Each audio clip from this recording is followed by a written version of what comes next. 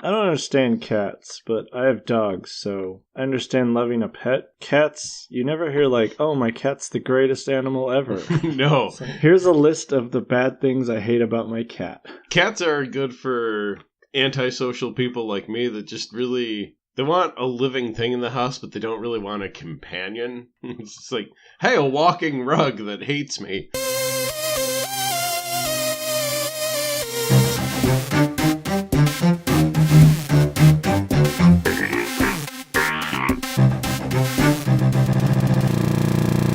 Welcome back to Cartridge Based Radio. I'm Donald, and joined always by Brad. Hey! A great poet of our time once said, I got the eye of the tiger, a fighter, dancing through the fire, 'cause I'm a champion, and you're gonna hear me roar.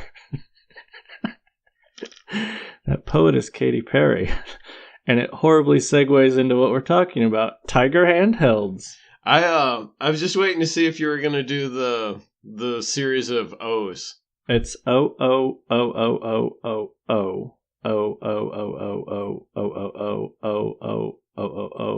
You're gonna hear me roar. Bringing back some bad memories of a Super Bowl that I referred to as I saw a Katy Perry concert and nothing else happened. So, Brad, let's talk about what would be the forefather of portable games. The Tiger Electronics? The Tiger Electronic Handheld Games. This week, don't have a lot of delving into backstories. We don't have a grand theory about whether the good guy is actually the bad guy or, how the evil character's plan was supposed to work or anything. There's no in-depth analysis. It's just cruddy little LCD screens and beeps and boops. And I guess the big overarching question that we could ask ourselves is, why did we play these things? Because we had them. So I had two that stick out in my mind. I had Metal Gear, not Solid. Oh no, it wasn't Solid. It was just straight up Metal Gear 2 Snake's Revenge with talking. Ooh! So it would say things like gerbil, gerbil, gerbil, gerbil, and it hoped you understood what it was saying. It had, the hand-drawn background. Then every once in a while I'd lay other things on top of it, and I was like, oh, this is mind-blowing. Snake can hide behind a box. It's the future is here. It's in my hands. And it talks. It says garble, garble. And I also had Ninja Gaiden, which was a port of the NES version, I guess. The only scene it had was the street that you first start on, and guys just ran at you and murdered you because there was no winning that game. It's that they condensed all the insane difficulty of the NES version into just one level. What it came down to is memorizing where the little sprites or the vector graphics, I don't know what you call them, you could sort of see where they were going to go, and you just have to time it right so you could leap over people's heads right when they were in the correct position. But then it would speed up, and it hated me. So, what were your Tiger Handhelds? I'm not even 100% sure. I think we had the Ninja Gaiden. I don't know for certain. It looks really familiar when I looked at pictures of it. My brother and I also had Double Dragon, which is kind of how we ended up on this topic this week, is after talking about Double Dragon last week, reminded me of having the handheld and how awful that was. And then we had the Teenage Mutant Ninja Turtles game that was based on the NES version that everyone hated and thought was too hard. We saw that and we said, man, this game's pretty brutal, but I bet it would be more fun if it were a Tiger handheld. And then I had the Altered Beast Watch, which was not a fun game, and I don't think it was any good at telling time. I mean, that really is par for course for Altered Beast. It's good at nothing. It's like they just saw Altered Beast, and they're like, well, this is bad at pretty much everything. Let's add some extra functions to it that it will also not get right. How about a watch that constantly just ends up on military time and you can't figure out how to fix it, and then it'll just become a stopwatch for no good reason? You have to tell me that the alarm was actually the really horrible wolf howl when you transformed. That would make my day. You got that one exactly backwards. The wolf howl noise when you transformed was just like the generic beepy watch alarm. So you turn into a werewolf and it would just be like, beep beep, beep, beep, beep, beep. I'm a werewolf. Now I can just imagine Altered Beast when you change. It's like beep, beep, beep, beep. That horrible animation, 2-frame animation with the fire and oh, what a crap game. A kid at school had the Sonic the Hedgehog watch. Ooh. Which was probably close to your experience with the Altered Beast watch. Sonic just ran, and the clock was above him, but it was as the dots would blink between the minutes and the hours. Sonic would just bounce between 2 spots constantly, and it was always out of batteries. Well, yeah, it's hard to keep up that level of interaction. When I worked for Electronics Boutique, the one year, this was probably like 1999, we got the Austin Powers watch. This is like a couple years after Austin Powers had come out, so it wasn't like super topical. But you could press the button and a bad Mike Myers impersonator, I think it was Greg Proops, would just be, whatever time it was, it would be like, 11:15, baby, yeah! And then it would like play like some clip from the movie and would have like little LED animation to go with it. And we probably wore that thing out in like 2 days because we were just like, oh, let's hear another line from Austin Powers. So it was slow at the store, is what you were saying? Yeah. We were hard-pressed for entertainment. At a video game store, can't find anything to do. We used to put the hockey games on demo and then bet on the outcome. Well, that actually sounds pretty fun. So I also had Castlevania Simon's Quest, or Simon's Revenge. Was Simon's Revenge on the NES? Castlevania's 1 through 3 were on the NES. But I don't think it was called Simon's Revenge, was it? I think there was a Simon's Quest. Yeah, that's the first one. Okay. But yeah, it was Simon's Revenge, I believe. And it had like a blank background, which I thought was cool, and you'd see the platforms come onto the screen. Okay. But after one run through it, you realize that the platforms come on the screen the exact same way, and the game murders you in the exact same way every time, with the fish people that everyone loves in Castlevania. They looked at the character or the enemy that everyone hated and like, yeah, that's the one. Let's use the fish people that jump up at random from below you, knock you off the ledge, and the Belmonts were like, crap, we never went to the YMCA and learned to swim.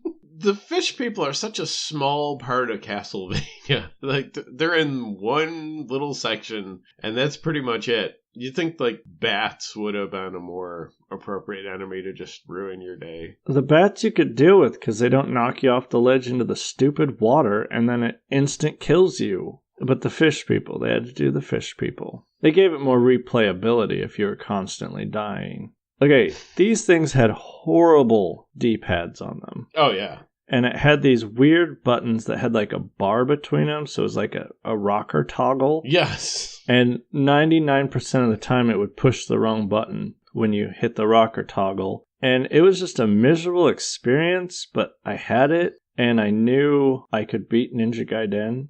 And I just kept playing until I saw the "you win" screen. Because you could see it on the screen. Because if you tilted the light just right, you could see every single graphic on those things. And I knew there was a "you win" screen. I was like, that is my goal. I'm going to see this thing that I'm seeing right now, but I'm going to see it the way it was meant to be seen. Really, it planted the seed in my soul. And I don't know if it's like a seed that is this beautiful light or it's this dark ball of hate. But like Super Meat Boy and my love of the Dark Souls series, I think that's where that started. It's like I hated myself over and over and over until I saw the outcome that I wanted. And people like, this isn't healthy. This child needs help. I'm like, I'm biting at him from a corner. Not taking my Ninja Gaiden. It's like games as punishment. It's like, eat your vegetables or you're going to have to play Ninja Gaiden. Give me the Ninja Gaiden. I hate Brussels sprouts. And people kept giving these to me. Yeah. I think they saw me with Ninja Gaiden and they're like, oh, he's having a blast at that. Not noting that I was trapped in my own personal hell. And it was encased in this little white piece of plastic with orange buttons. And they're like, oh, here's soccer with an exclamation mark because you're an American. You love soccer, right? I think I had a race car one. A race car game seems like something that the Tiger Electronics might actually be able to handle. Well, the track was the same every time you played. Well, yeah. And I mean, that's not bad. It wasn't like NASCAR, so it was, I'm going to push the left button. I'm going to push the left button. No, this was like F1, so you have to push the left and the right button. Revolutionary. But the thing I remember most is the other cars would come up right behind you, get in the little drawing right behind you, and then they would be on the other side of you, and you would be the explosion icon. And if they got right behind you, you had to move out of their way so they could go by. But there was no button to make you go faster. So everyone was constantly passing you. So if you did end up winning the race, you were in like 4.7 billionth place. Because everyone passed you at least 90 times. They don't show that part, but you actually started with like a 10-lap lead over all the other cars. And they only managed to make up 8 of those laps before the race was over. This game is garbage. They start way in the lead. You know, like when you play Ridge Racer, and like it just automatically starts you in last place, and you have to pass every car on the track, and like some of them it takes till the very last lap to catch up to. That Tiger Handheld racing game is like you as the lead car in a Ridge Racer race, and all the other ones are catching up to you and passing you. Yeah. And if you hold them off long enough, you quote unquote win. Well, think of it this way. They hit you and you explode and they're fine. So you're like in a car made out of matchsticks. And they're in a regular car. So just surviving the race is winning. Those games were... I mean, this was the age before cell phones. And presumably for a lot of it, before Game Boys. And those games were kind of a lifesaver for, like, awkward family parties. Like holiday parties and stuff. I was my brother and I were the youngest of a whole lot of grandchildren. We had a ton of cousins, and they were all older than us. And we didn't really have anybody else to kind of interact with. So it was kind of like, we're too young for anybody to want to like deal with. So having like a Tiger Handheld to sort of entertain us was kind of not the worst way to spend Thanksgiving until it was time to eat. We used to take a lot of road trips down to California to see my great-grandfather, but that's where I played the bulk of my Tiger Electronics. You could murder a battery before you got halfway through Oregon. I don't know why those things ate batteries so fast, but they did. And then Kool-Aid ran a promotion. It was like, send us this many points and we'll send you Metroid 2 for the Game Boy. I didn't have a Game Boy, but we drank a lot of Kool-Aid, so I started collecting the points from all the pouches, and I got Metroid. Nice. Then you had to get a Game Boy. Well, and then we were getting ready to leave for a trip, and my parents were like, we got you this game thing. It's like your Tiger Electronics. And it was like going from the dark and stepping into the slightly more light. Unless it got dark out, then you couldn't see the Game Boy, and you're screwed. And a lot of that trip took place in the dark. So I was like, oh... We had like an old Subaru with the little light that you click, and it's always dirty in the light, so the light hardly shines. And sitting there, I'm going to play Metroid. It's full of dead bugs. Like somehow bugs can get inside the light and die. But then light can't get out. So that was kind of how Tiger Electronics ended for me. I remember before the Metroid thing happened, Metal Gear stopped talking. And even though it was a garbled mess, it actually, you learned the different garbled messes, and you'd figure out what it's trying to ask you to do, like which door to go through. It'd say like door A, B, or C, and you kind of could figure it out. But once the voice went out, you're completely boned in that game. Snake's just standing there like, I don't know what to do. The codex keeps beeping. But then the guy on the other end is just staring at him. It's like, which door? It just stares at him. Then a ninja runs by and throws a shuriken in his back. Take that, you're back. Is that the ninja war cry? They announce where they hit you. Your groin. Achilles slash. So, how bad was Double Dragon? It was awful. Well, first you have to describe what was the hand-drawn paper background. Oh, man. I think it was the cityscape. Was the garage in the scene? I don't think so. I think it was just like some buildings. And then like your guy was on the left side of the screen, and you had a punch button and a kick button that was the same button, but, you know, it was like you were describing before. It was like a little barbell shape. And if you hit the left side of the barbell, you would punch. And if you hit the right, you would kick. And then that would just, it was the same picture of the guy, but like a little picture of an arm would light up in front of him. And then like on the right side of the screen, like a guy would pop up, and you'd hit the punch button and light up your arm 3 times, and he would die. And eventually a Bobo would come and just wreck you. So, important question, because this is how it worked in Ninja Gaiden. You know Ryu's pose where he's like got his arm crooked back and he's holding his sword and it looks cool. So when you would throw your shuriken, he would remain in that pose, but then another arm would appear from his chest to throw the star. Did Double Dragon at least have the decency to like turn off the one arm pose and just throw the arm out, or did you sprout a third arm from the shoulder? No, I think you had no arms, and then when you punched, you magically grew an arm. That is horrific. A guy with no arms just walks up to you and then an arm bursts out of his chest and smacks you and then retracts back. I'm not fighting that. Like something out of Alien. You know, and I mean, the arm wasn't like super well drawn. It could have just been an alien bursting out of your chest and biting the enemies. In Castlevania, he would wiggle like 2 frames up and down his arm when the whip went out, and it was just like a curvy line. Nothing like an actual whip would work. You don't just sort of like wave it in the air like you're doing CrossFit. You whip something with it. Man, imagine if that's really just what the Belmonts did. They just kind of waved it like you're doing that rope exercise at the gym. Get away from me! Zombies are like, hey, stop bonking me with that. It's just real annoyed. Dog bursts in through the glass and he's like, ow, ow, come on, I'm leaving. Well, if it was a dog, you'd probably just like grab the rope and you'd play tug of war. Castlevania becomes this whimsical playing with a dog simulator. Simon has to keep going back to town to buy more whips because the dog keeps taking them. It's like, how far have you gotten into beating Dracula? I got to his dog. The dog's out front. I know. Trying to think what else I had. I think I had like a Pong, but it was also soccer themed. So for some reason it was 2 goalies kicking the ball across the entire field and then returning it to the other guy.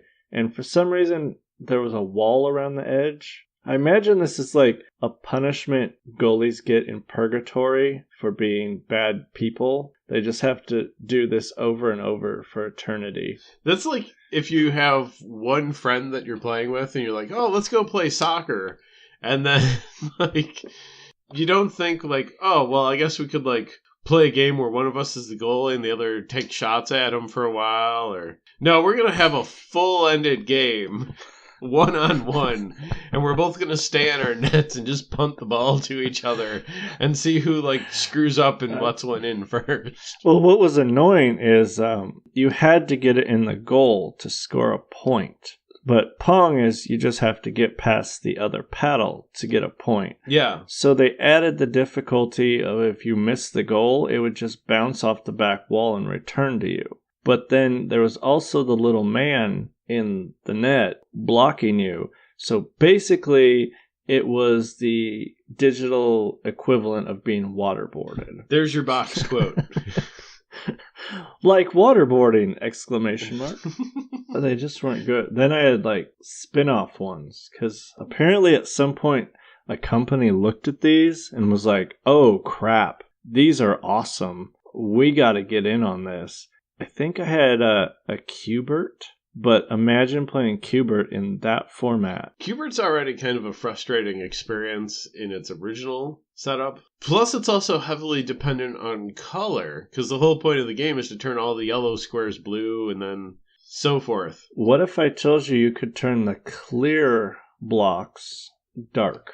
How do you know where the clear blocks end and you fall off the stage? So, Brad, this was not a perfect translation of Q*bert by any means. It was flaming hot crap. But it had like a vector drawn of the tower, and then you would just have to jump and land on the blank ones. And then there was like a starry background to tell you, hey, down here is the end of the thing. And it starts out with you alone on the grid. So the first level you just beat. You're like, whatever. Don't jump here. And the second you get one enemy, and it keeps progressing like that until there's enough enemies to fill all the blocks, because no one thought, hey, a kid's going to get this far because this game is crap. And then anytime you move, you just die. It's like the opposite of Donkey Kong's kill screen. Donkey Kong was on the Game & Watch, right? Yes. And I remember those being decent. Yeah, I never had one. I never even knew that they existed until like Smash Brothers came out and you could be the guy from those. So you were familiar with the Altered Beast watch. I knew of the Sonic watch, but no one ever was like, hey, there is an actual good one of these. Meet the Game & Watch. We're like, oh no, Sonic and Altered Beast, those are hot things. Yeah, that's where it's at. Stupid Sega kids. Which was worse, the Q*bert handheld or the Q*bert cartoon show? Where Q*bert was like a 50s greaser in high school with a Letterman jacket. I'm going to go ahead and say everything related to Q*bert is the worst thing in Q*bert, and anything that is not Q*bert is the better part of Q*bert. I am not a Q*bert fan. Some pretty harsh sentiments towards Q*bert. I wasted so many quarters on that stupid game in the arcade. Just to be like, I'm doing really good, and then that snake's like, I'm going to chase you off the edge. Give us a quarter. No, Q*bert machine. I never got it. I didn't understand the appeal of Q*bert. Half that game's difficulty was just trying to figure out like what... Because it was on like a diagonal axis. You still did up, down, left, right, but it was like you didn't know if pressing up was going to make you go up left or up right. And half the time you die because you're like, oh, I need to go like, diagonal up northeast. And instead he jumps northwest and off an edge. And you're like, this is a really well-designed game. I don't know what my characters are going to do whenever I hit the joystick. We'll probably talk about it in our arcade experience extravaganza, but our Q*bert machine left the arcade after it mysteriously developed this giant spider crack in the middle of the screen, as if someone got so angry at it they sucker punched the Q*bert machine. That was right around the time that you had the bandaged knuckles, right? Oh yeah, I showed that Q*bert game Who's Boss. Little 8-year-old kid like, take this. Me! A kid at school had Street Fighter. Oh, I watched a video of the Street Fighter handheld. It's atrocious. Yeah, I believe it's just Ken and Ryu. Oh, the one I saw was Super Street Fighter, and it had all the characters you could select, and they all looked almost identical. Maybe the one time I played it, it was just Ken and Ryu. Because I literally played it once, and I was like, listen, I, in my young mind, know these are crap, but this is another echelon of crap. Like, if this was Dante's Inferno, this would be 7.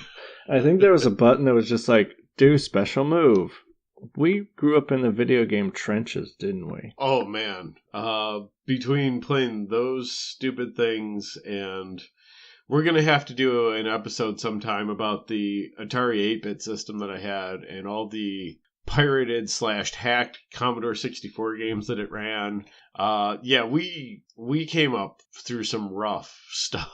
Yeah, I look at my Vita, and it's got like God Eater on it, and I can hunt monsters, and they're in 3D, and it is the complete opposite of Ninja Gaiden, with its 4 frames of animation, and the ninja with 3 arms. I feel really old right now. How about you? Well, when you're in the kind of shape I'm in, you feel old all the time. My kids will never experience the horrors of, hey, we got you soccer ! To go with your other soccer game. My daughter's like, can I get Shanty and the half genie curse on my 3DS. I'm like, you gotta earn $20. Can I just have $20? What the crap? You know how much Kool-Aid I had to drink to get Metroid 2? So much. My poop was just bright red all the time. People are like, should we take him to the doctor? He has blue pee and red poop. He's just very patriotic. I think at one point I was just pouring the powder in my mouth like, this is for you, Samus. So, we need to decide, is Tiger Electronics the villain in this story? Yeah, I think so. You know, I was going to say that, you know, they're kind of filling a niche. You know, the market demanded this product, but I think probably half their marketing strategy was just like tricking people into buying their games. Like, you ask for Double Dragon for Christmas, your grandma who doesn't know anything about games runs out and buys Tiger Handheld Double Dragon. I think there was maybe, I won't say an intentional deceptiveness, but they definitely knew that they were tricking people probably, and, you know, benefited from that. The only good thing I can say about these games is I do have memories of them, and some of them are okay-ish. That sounds like me talking about 7th grade, and 7th grade was awful. Yeah, well, I would argue you kindergarten through 12th grade was awful. Yeah. I did not fit in at school, but look at me now. I have a podcast. Haha. Yeah, imagine this. The two near 40-year-olds that talk about video games from their childhoods weren't like social butterflies. Probably everyone listening to this show is in the same boat. Well, we have been here to there and back again. You can actually reach out to us on our email. No one's emailed us yet, so you could still be the first. And we'll read that live. It'll be fantastic. Well, I mean, not live. I really hope that one of us is alive when we read that, or things have gone wrong.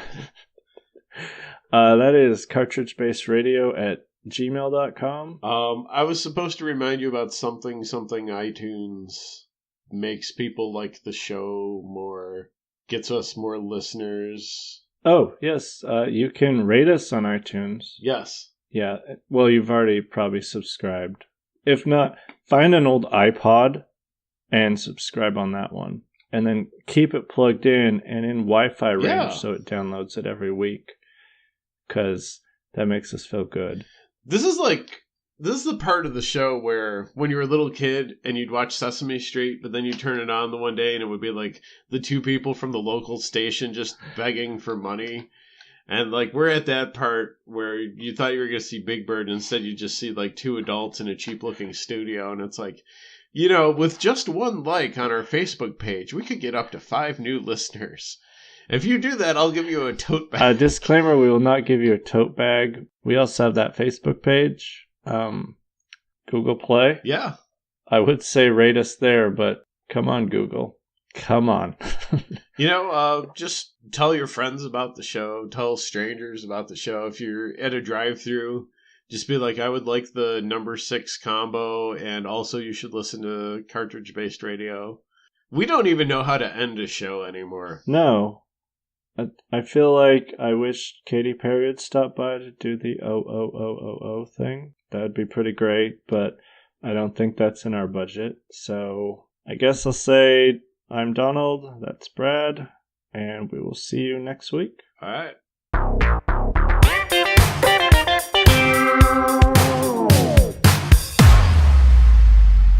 Well, you buy it. I mean, you know, you don't just go to the military. You're like, could I have a free jet? I promised a guy. I don't think they sell war machines to soda companies. It's probably on a chart somewhere on a military base. It's like, do not sell weapons to soda companies.